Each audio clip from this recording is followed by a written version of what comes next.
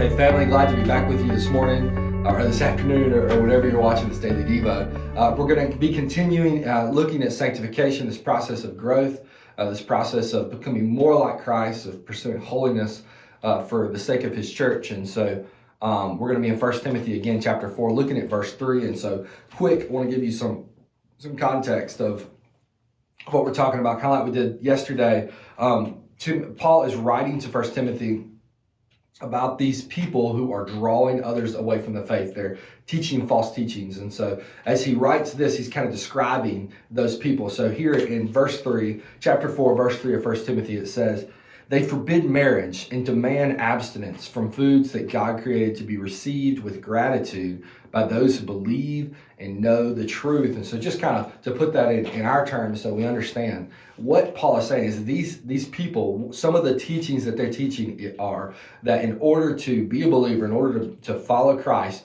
you can't get married. Second of all, that you have to abstain from certain kinds of foods that God has made clean. If you remember in Acts, Peter, the blanket comes down and Christ says, "Hey, do not call unclean what I have made clean." So there's no limitations on the foods that we can eat now, and the same goes for these people. But the people who are teaching these false teachings are saying, "Hey, you can't get married. You have to completely be abstinent, and then also you can't eat certain foods." And Paul's frustrated with these people because he's saying, "Man, you're adding to the gospel. You're saying that you have to do these extra things for salvation, and that's just not the case."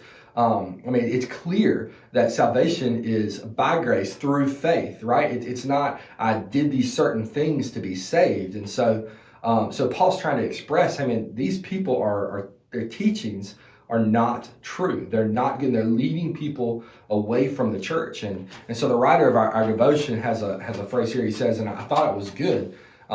He says, "The issue isn't whether or not we marry, the kinds of foods we eat, or so many other things. Instead, we need to ask ourselves, can I receive these things in good conscience?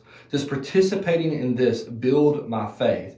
Can I receive this with gratefulness to God?" If the answer is no, maybe it's not what God has for us. If yes, then perhaps those who would forbid it hold to a personal conviction, but not necessarily a biblical one. And so there are teachers, just like what is being described here in 1 Timothy, that exist today, say, "Hey, you can't do this, you can't have this."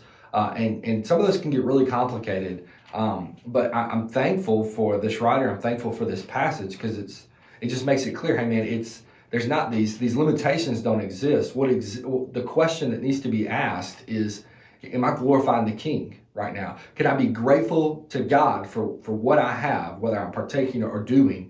Can I be thankful to God for it? And if I can, then, hey, my conscience is clear. And maybe those other people, we're not saying those people are wrong. We're just saying that what they're saying is not required for salvation. That's what Timothy is saying, man. He's saying what they're saying is required for salvation is not required. If they want to choose to be abstinent, then by all means be abstinent. Paul himself decided not to marry just so he could fully devote himself to Christ. That's fine. If you're saying you want to, you can. If you're saying you don't want to eat certain foods because you want to dedicate that to the Lord, then by all means go ahead. But that doesn't mean that everyone else must remain completely absent. It doesn't mean that everyone else has to stay away from those foods in order to have faith. See, because we don't need to put stipulations on the gospel. We don't need to put stipulations on salvation with Christ. The only stipulation is that it is by grace through faith in Jesus Christ and his work on the cross. And so it's important for us to know as we grow in our faith, as we become more like him, that we keep that in mind.